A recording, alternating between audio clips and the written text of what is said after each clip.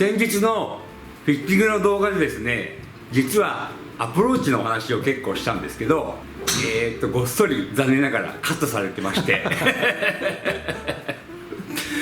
で実はちょっとそこは僕としてはやっぱり見ていただきたいので、ちょっとこれから見ていただくんですけど、ピッチングの最後になんでそれをするかっていうと、やっぱりアプローチを見せていただいて、そのアプローチを変えていくことがそのゴルフ全部、スイング全部を変えていくことにすごい大事なことだと思ってますので、ピッチングレッシャー方々に僕のアプローチを見ていただいたり、考え方をお話しして、少しいろいろちょっとアドバイスさせてもらってるんですね。でサンドウェッジよりもピッチングみたいなちょっとお話をしてますんで、ちょっとご覧いただきながら。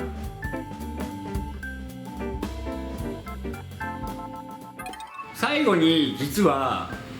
アプローチを見せてもらってます。でなぜかというと、やっぱり僕はアプローチが全ての基本だと思ってます。やっぱり20ヤード30ヤードがコントロールできてないのに100ヤード200ヤードと言われてもそれは難しい話だと思いますし、もちろんそのスコア直結の意味でもアプローチってすごい大事ですから、でアプローチを見させていただいて、実はアプローチを変えていただくことがショットを変わっていく一番の早道だと思ってますので、そこを見させていただきながら少しアドバイスをさせてもらってるんですけど、今も僕もアプローチって言ってしまったので、アプローチっていう方が多いですね。アプローチの構えをして、いわゆる動かないだとか、足揃えるとか。そうですね、足を閉じて小さく短く持ってアプローチしなきゃっていうアプローチに縛られてる方がすごい多いんですけれども、僕は基本的には10ヤードの僕はショットだと思ってるので、あまりこんな感覚はないです。多少閉じますけど、逆にこれの方が僕は自然だと思います。まずはショット上手くなっていただくためのアプローチというか、小さいショットを練習していただきたいので、こうやって短く持ってこんな風に打つんではなくて、それこそこう構えていただいて10ヤードジャンプ、こっちのが基本だと思ってるんです。皆さんね、運動をそれこそねしないって思うしないようにしちゃうんですよ。で運動しないと何をするかって言ったら、クラブをいっぱい動かすんですね。小さく飛ばさないことしたいのにクラブいっぱい動かしちゃうんで、これはいろんなことが起こりすぎるんですね。いかに小さい10ヤードのショットでもやっぱりちゃんと動いてほしいんですね。運動していくからこの子の運動量が減るので、毎回同じようなことがやりやすいと僕は思ってるので、しかもここでちゃんと当たるとかあそこへ飛んでいくとかをやっぱり勉強してもらわないと、ショットした時にはなかなか難しいので、とにかくピッチングウェッジでちゃんと面に当たることで、その面が飛ばしたい方向に向いてぶつかることを、まずはピッチングウェッジのアプローチ、ピッチエンドランで覚えてほしいっていうことを皆さんにお伝えします。まずはピッチングを一番上手くなってください。それが他のクラブを上手くなる早道だっていうお話をさせていただきます。でもう一つなんですけど、もうねサンドウェッジってね、それこそね56度です。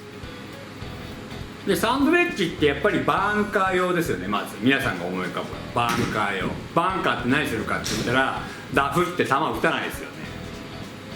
なので実はね、もう56度の面の芯にはぶつからないんだよね。ですからサンドウェッジっていうのは実はフェアウェイから打つとき、ラフから打つときでもダフらせて使うクラブなんです。なのでうちの仕組みっていうのは短く柔らかくして面に当たりやすいですよっていう仕組みです。でも実はサンドウェッジってダフらせてミスショットをコントロールするクラブなんですね。なのでちょっと打ってみますけど、ピッチングウェッジだと低くて転がっちゃうからダメだだからサンドイッチで球上げたいよねってなった時にはもうダフるしかないんですね。っていうことはダフって使うんです。ダフらせて高さを出すためのクラブです。っていうことはね、サンドイッチ練習するってことはね、ミスショットを練習するクラブなんです。それはきっとね、まあ多少使ってもいいんですけど、それは30台を出す時のスコアが30台を出すようになった時ぐらいに身につけるべき技術だと僕は思ってて、まずはちゃんと他のクラブが当たるようになること、当たるようになってきたら今度はダフることにトライすることっていう順番だと思ってるので、あんまりサンドイッチを練習しすぎちゃうと他のクラブもダフるんですね。なのであんまりサンドの練習はおすすめしてないです。ということで、アプローチについて僕の考えを見ていただいたわけですけども、結局動画でも言ってるように順番だと思ってるんですね。でまずはピッチングで当たることを覚えてくださいと。で当てられるようになってきたら少し今度当たらないより自由に使ってほしいと思いますね。サンドをね。そうです。ですからどっちかというと初級者から中級者はピッチングでアプローチせよ。はい。でじゃあこれをうまく使えるようになるって要は中級者から上級者なんですね。ってなってくると要はこれに足りないものを技術もクラブもそうなんですけどよりこれでやろうよって話だと思うんです。ってなるとこれを使い込んでいくっていうことはよりいろんなものが要求されてくる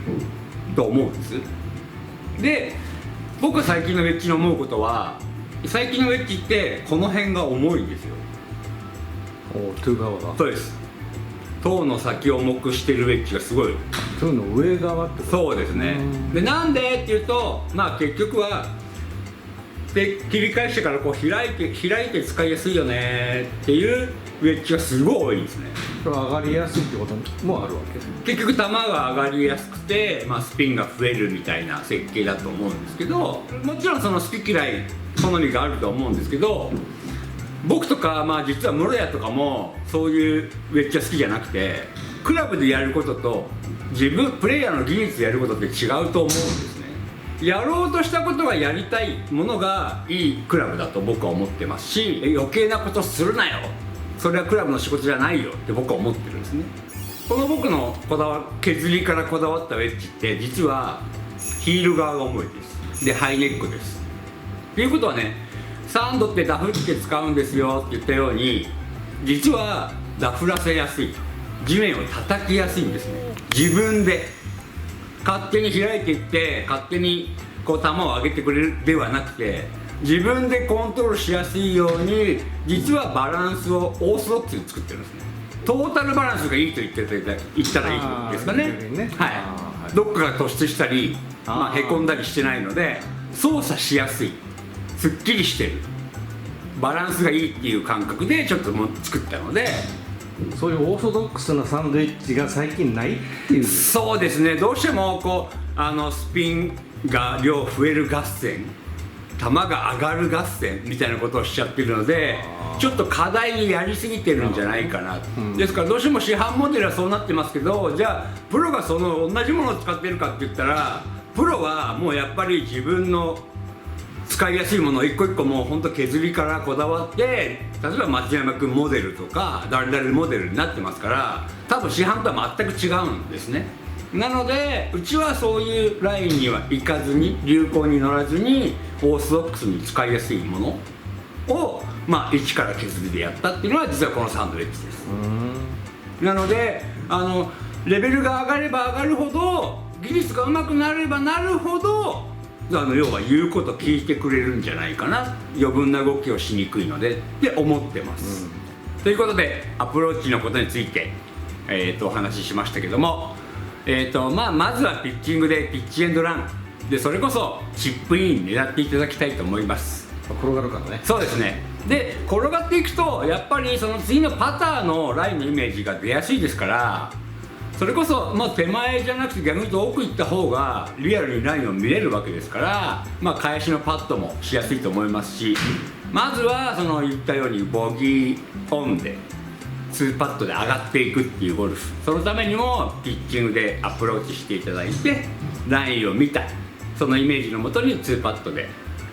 きっちりと上がってもらえればなと思います。それでは。